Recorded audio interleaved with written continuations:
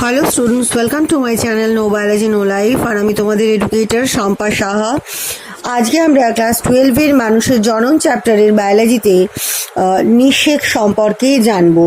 দেখো, নিষেকের সঙ্গে তোমাদের ভ্রূণ গঠনের রোপণ আছে, কিন্তু একসাথে সব করতে গেলে গুলিয়ে যাওয়ার সম্ভাবনা। তাই আমরা প্রথমেই নিষেকরা সম্পর্কে ডিটেলসে জেনে নিই। নিষেক বা ফার্টাইজেশন কাকে বলে? দেখো, ছোটবেলা থেকেই তোমরা এটা জানো। ছোটবেলা মানে মোটামুটি ক্লাস 9 থেকে নিষেক সম্পর্কে একটা ধারণা তোমাদের এসেছে, কারণ 9 বা 10-এ তো খুব ডিটেলসে ছিল। তো আমরা আগে সংজ্ঞাটা জেনে নিই। নিষেক কাকে বলে? পুংগ্যামেট বা শুক্রাণু এবং স্ত্রী গ্যামেট বা ডিম্বাণুর মিলনকে নিষেক বা গর্ভাধান বলে। নিষিক্ত ডিম্বাণুকে কি বলা হয়? জাইগোট। এবার মানুষের ক্ষেত্রে এটা কখন ঘটে?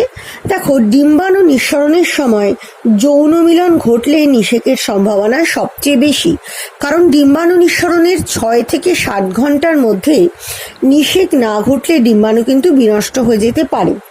অপরপক্ষে স্ত্রী যৌনাঙ্গে শুক্রাণুর নিষিক্তকরণ ক্ষমতা প্রায় 48 ঘন্টার মতো, যদিও শুক্রাণু প্রায় 72 ঘন্টা বেঁচে থাকে।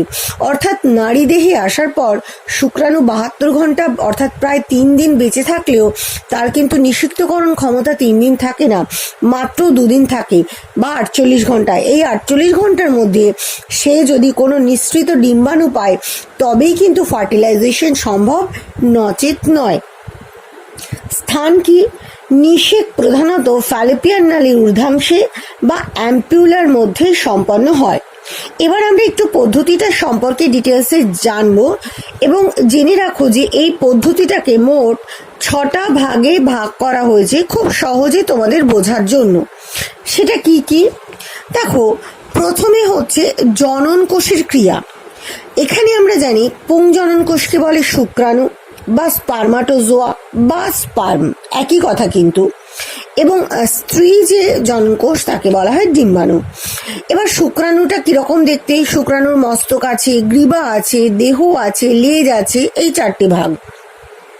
মস্তকের অগ্রভাগে আছে যে অ্যাক্রোজোম, এটা আসলে একটা টুপির মতন অংশ এবং এটি গলগি বডি থেকে উৎপন্ন হয়। আর অ্যাক্রোজোমের ভেতরে থাকে হায়ালুরনিডেজ নামক একটি উৎসেচক এবং আরও নানা প্রোটিওলাইটিক উৎসেচক, যারা ভীষণভাবে নিষেকে কিন্তু সক্রিয় ভূমিকা গ্রহণ করে। আর ডিম্বাণু হচ্ছে শুক্রাণুর চেয়ে অনেক বড়। ডিম্বাণুর ভেতর কুসুম, সাইটোপ্লাজম, নিউক্লিয়াস ও অন্যান্য সাইটোপ্লাজমের অঙ্গাণু দেখা যায়। তবে তোমরা যদি মানব ডিম্বাণুর কুসুমের সঙ্গে পাখির ডিমের কুসুমকে তুলনা করো তাহলে কিন্তু হবে না, কারণ মানব ডিম্বাণুর যে কুসুম তা পরিমাণে অনেক অনেক ক্ষুদ্র, কিন্তু এই ডিম্বাণুতে কোনো সেন্ট্রিওল থাকে না। ডিম্বাশয় থেকে নির্গত ডিম্বাণু প্রকৃতপক্ষে একটি গৌণ ডিম্বকোষ, এটা কিন্তু তখনও একেবারে পরিণত হয়নি। এর মধ্যে নিউক্লিয়াস দেখা যায় না, কারণ দ্বিতীয় মিওসিস বিভাজনের জন্য নিউক্লিয়ার পর্দা নষ্ট হয়ে যায়, কারণ এটা একেবারে পরিণত ডিম্বাণু হতে যাচ্ছে সেই সময়টাতেই এটা নিঃসৃত হয়।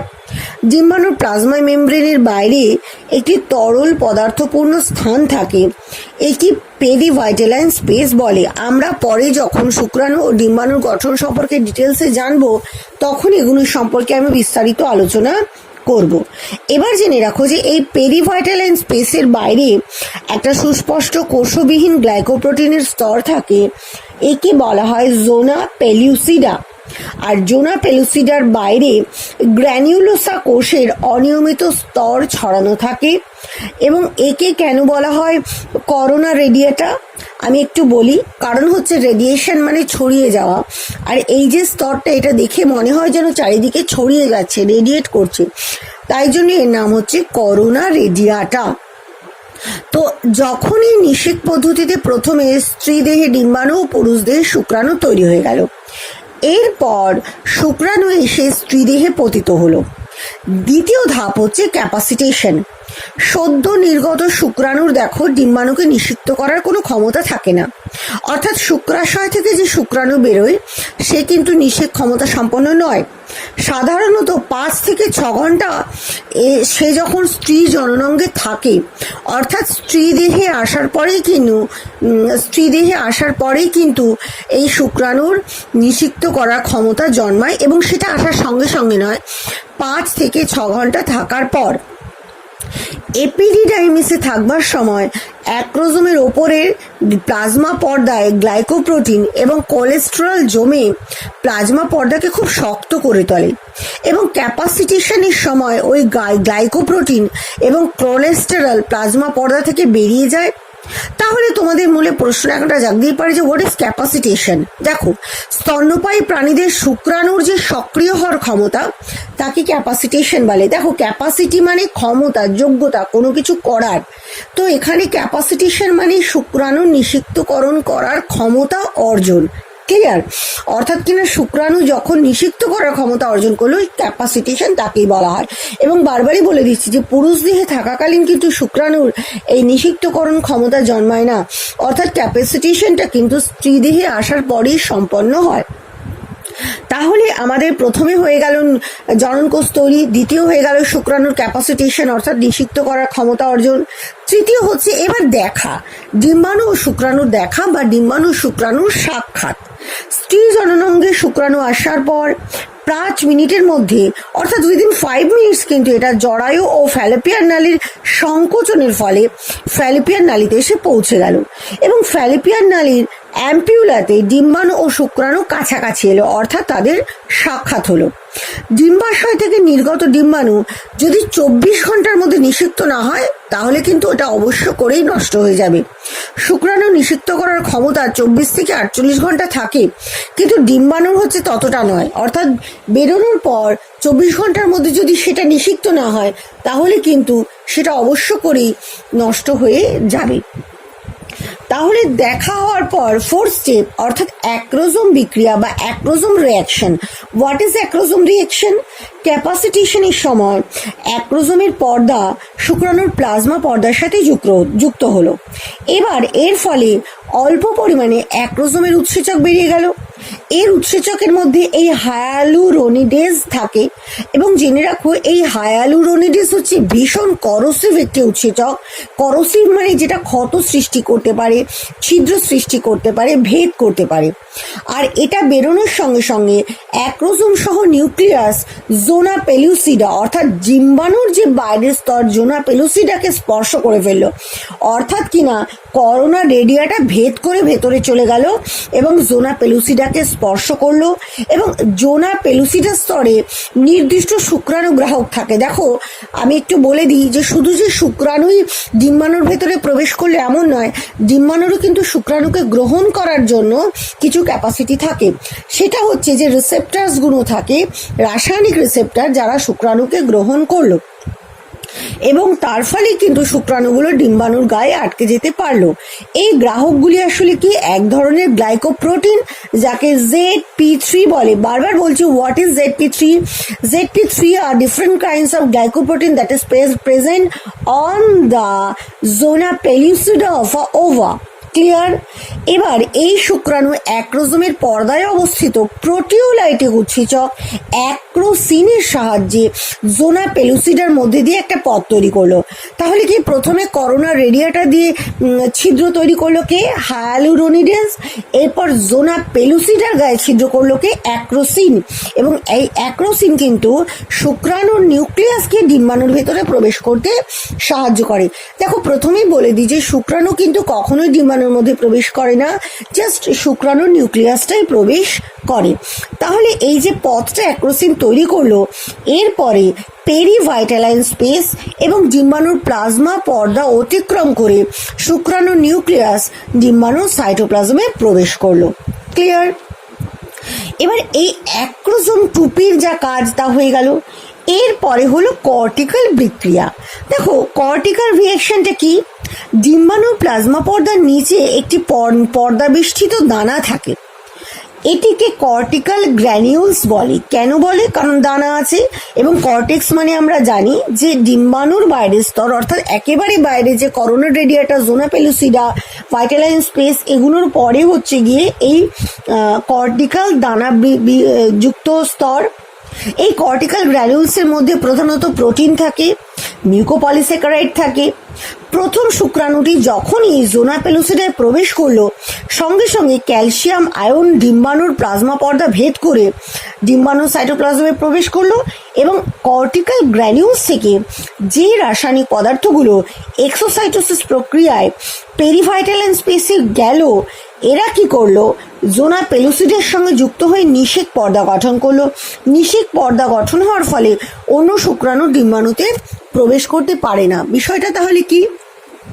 বিষয়টা হচ্ছে, যখনই প্রথম একটি শুক্রাণু করোনা রেডিয়াটা, জোনা পেলুসিডা ক্রস করে, ভাইটালাইন স্পেস ক্রস করে ওই কর্টিক্যাল যে লেয়ার আছে সেখানে প্রবেশ করলো, সঙ্গে সঙ্গে কিন্তু ডিম্বাণু তার বাইরে একটা শক্ত আবরণ করে দিল, যাতে অন্য শুক্রাণু আর এর মধ্যে প্রবেশ করতে না পারে। এবং জেনে রাখবে যে এটা কিন্তু ভীষণ রকমভাবে শুধুমাত্র মানুষ জাতীয় কিছু স্তন্যপায়ীর ক্ষেত্রে প্রযোজ্য। নিম্ন শ্রেণীর কিছু প্রাণী আছে যাদের ক্ষেত্রে কিন্তু একটা ডিম্বাণুকে একসাথে অনেকগুলো শুক্রাণু নিষিক্ত করতে পারে, কিন্তু এই উন্নত স্তন্যপায়ী প্রাণীর ক্ষেত্রে একটি ডিম্বাণুকে একটি মাত্র শুক্রাণুই কিন্তু নিষিক্ত করে। তাই যেই মুহূর্তে এই একটা শুক্রাণুর নিউক্লিয়াস ডিম্বাণুর মধ্যে প্রবেশ করে গেল বা টাচ করে গেল তার মাথাটা, সঙ্গে সঙ্গে বাকি আর সবার জন্য কিন্তু ডিম্বাণুর রাস্তা বন্ধ হয়ে গেল। ক্লিয়ার? এরপরে হচ্ছে গিয়ে অর্থাৎ কর্টেক্সের বিক্রিয়াটা সম্পন্ন হয়ে গেল, নিউক্লিয়াস ঢুকে গেল ডিম্বাণুর ভেতরে, এবং বাইরের সব শুক্রাণুর জন্য প্রবেশের রাস্তাটা একেবারে বন্ধ হয়ে গেল। এবার হচ্ছে last and the most important actual মিলন বা নিষেক, কিন্তু আমরা এই ধাপটাকে বলতে পারি কি? ডিম্বাণু ও শুক্রাণু নিউক্লিয়াসের মিলন। শুক্রাণু নিউক্লিয়াসটি ডিম্বাণুর সাইটোপ্লাজমে প্রবেশ করার পর ডিম্বাণুতে স্থগিত থাকা দ্বিতীয় মিওসিস সম্পন্ন হয়। অর্থাৎ কিনা, এতক্ষণ পর্যন্ত কিন্তু ডিম্বাণুতে পরিণত হয়নি। এটার প্রথম মিওসিসটা হয়ে লাস্ট মিওসিস, অর্থাৎ আমরা জানি গ্যামেট উৎপাদন করতে গেলে পরে মিওসিসের দুটো ধাপ হয়। প্রথম একটা ধাপ মিওসিস 1, দ্বিতীয় হচ্ছে মিওসিস 2। এতক্ষণে যে এত কিছু বিক্রিয়া শুক্রাণু করে ফেললো, ততক্ষণ পর্যন্ত কিন্তু ডিম্বাণু একটা মিওসিস করে স্টপ হয়েছিল। দ্বিতীয় মিওসিস বা লাস্ট স্টেজটা, এক্সট্রিম স্টেজটা কিন্তু তখনও সম্পন্ন হয়নি। যখনই শুক্রাণু প্রবেশ করলো, তখনই এই দ্বিতীয় মিওসিস সম্পন্ন হলো। একটি ক্ষুদ্র পোলার বডি হলো, একটি পরিণত ডিম্বাণু সৃষ্টি হলো। ক্ষুদ্র পোলার বডিটি পেরিভাইটালাইন স্পেসে চলে গেল, ওর আর দরকার নেই। কিন্তু যেটা আসল ডিম্বাণু নিউক্লিয়াসটি, সেটি স্ত্রী প্রোনিউক্লিয়াস। শুক্রাণু নিউক্লিয়াসটি যাকে বলে পুং প্রোনিউক্লিয়াস, সে কি করলো? ধীরে ধীরে স্ত্রী প্রোনিউক্লিয়াসের দিকে গেল, এবং এই নিউক্লিয়াসগুলো পরস্পর কাছাকাছি আসলো। তাদের দুজনেরই নিউক্লিয়াসের পর্দা নষ্ট হয়ে গেল, এবং শুক্রাণু নিউক্লিয়াসের সঙ্গে থাকা সেন্ট্রিওলদ্বয় বেমতন্তু গঠন করলো, এবং পুং ও স্ত্রী প্রোনিউক্লিয়াসের ক্রোমোজোমগুলি বেমতন্তুর সাথে যুক্ত হলো।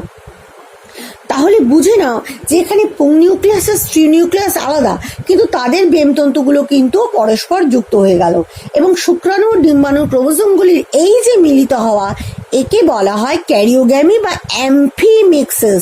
মোদ্দা কথা হচ্ছে, ক্যারিও মানে নিউক্লিয়াস, এখানে নিউক্লিয়াসটা যেহেতু মিলিত হলো, পুং নিউক্লিয়াস ও স্ত্রী নিউক্লিয়াস, তাই একে বলে ক্যারিওগ্যামি। এবং মাথায় রাখবে, ইটস ইম্পর্টেন্ট অলসো, বইতে মার্ক করে রাখবে যে it is also called amphimixis. Then what is amphimixis? যে পদ্ধতিতে শুক্রাণু আর ডিম্বাণু মিক্স আপ হয় তাকে বলা হয় অ্যাম্ফিমিক্সিস। ডিপ্লয়েড নিউক্লিয়াস, এবার এরা ডিপ্লয়েড হয়ে গেল, দুটো হ্যাপ্লয়েড নিষিক্ত ডিম্বাণু তৈরি করলো, একে বলা হয় জাইগোট। জাইগোট ধীরে ধীরে বৃদ্ধিপ্রাপ্ত হলো এবং পরবর্তীতে গঠন করলো পরিস্ফুরিত ভ্রূণ বা মানে সম্পূর্ণ রকম এমব্রিও। মানুষের শুক্রাণুর স্বাভাবিক গণনা হচ্ছে 40 থেকে 100 মিলিয়ন পার মিলিলিটার, অর্থাৎ 1 মিলিলিটার বীর্য বা সিমেনে 40 থেকে 100 মিলিয়ন যদি শুক্রাণু থাকে, তবে কিন্তু সেই মানুষটি ফার্টিলিটি যুক্ত বলে আমরা ধরে নিই। যদি শুক্রাণুর সংখ্যা 20 মিলিয়ন পার মিলিলিটারে কম হয়, অর্থাৎ সিমেনে যদি বা বীর্যে যদি প্রতি মিলিলিটারে 20 মিলিয়নের থেকে কম হয় শুক্রাণু, তাহলে ধরে নিতে হবে সেই পুরুষের নিষিক্তকরণ ক্ষমতা থাকে না, বা তাকে আমরা বদ্ধা বা বাজা বা স্টেরাইলও বলতে পারি। আজকে আমরা নিষেক সম্পর্কে ডিটেলসে জানলাম। আমি অবশ্যই বিশ্বাস করি যে তোমরা নিশ্চয়ই বুঝতে পারবে। যদি বুঝতে পারো ভালো, না হলে পরে তোমরা কমিউনিটি সেকশনে প্রশ্ন করে রাখবে। পরের দিন আমরা ভ্রূণ গঠন সম্পর্কে ডিটেলসে জানবো। আর পড়াশুনো কিন্তু কখনোই ফাঁকি দিবে না। So guys, keep learning, happy learning, have a nice day.